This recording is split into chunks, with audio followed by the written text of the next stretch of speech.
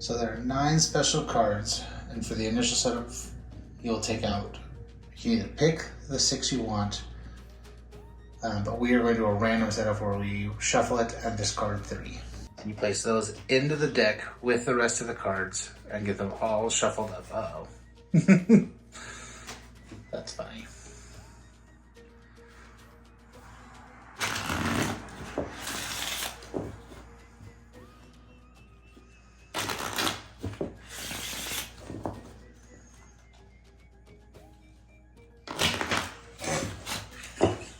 So in 2-player, you're going to burn off 6 cards. Okay. And then you're going to evenly shuffle and evenly deal each player the remaining cards.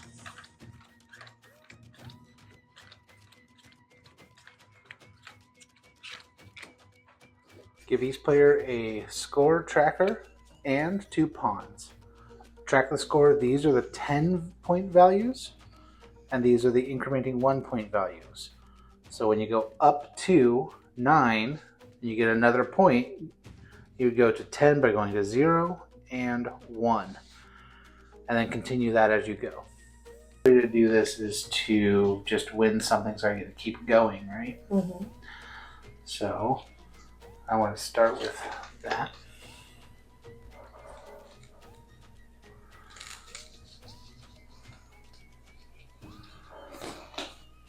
And in this trick, the higher point strength card wins, so it goes on top, and the player that played it puts it in their one thing, and they track a point. Take it over because I can then go again. So then I would go again, and I would do so similar kind of thing where I'm going to play a really high point card. And the other player, I'll play their low point card. So I would win that one and put it over here in my trick deck and get those 2 points. So 1, 2. This would be so much easier with tripod rig.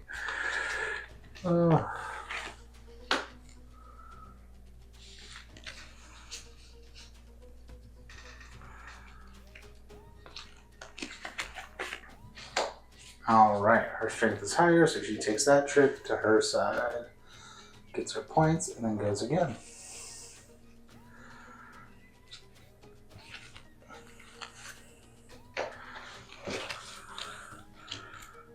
So looking at my cards to choose from, because I have green, I have to follow suit. None of them are stronger, so I would like to use that one.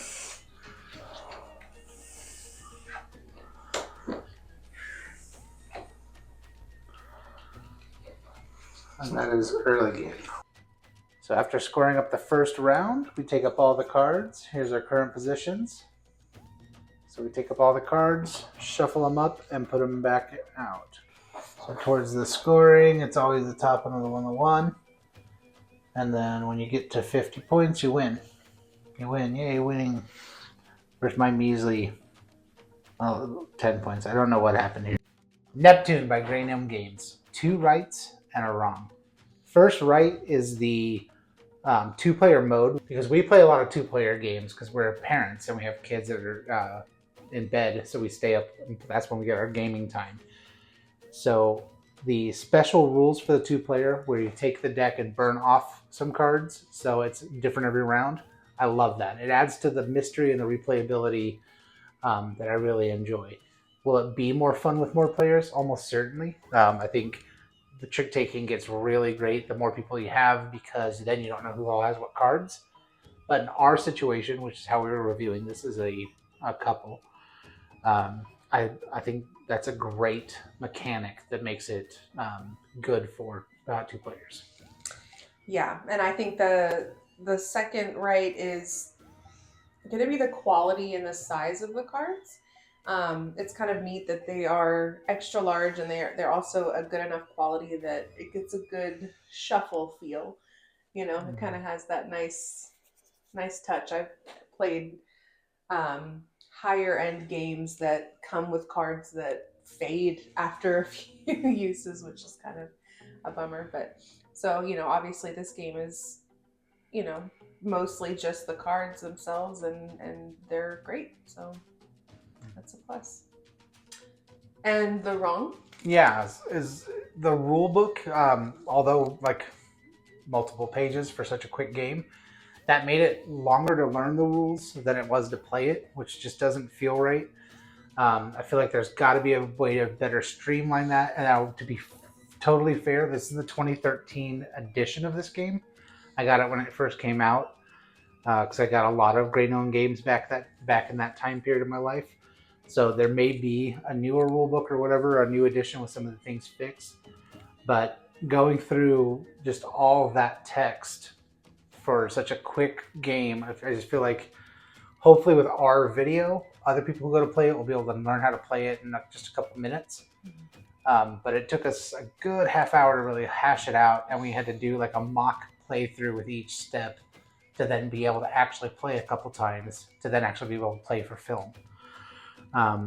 So just that the rule book is a bit clunky, and that's our wrong. I hope there's an updated version in any re-releases, and if not, that's something Jason at Great Gnome Games should definitely look at.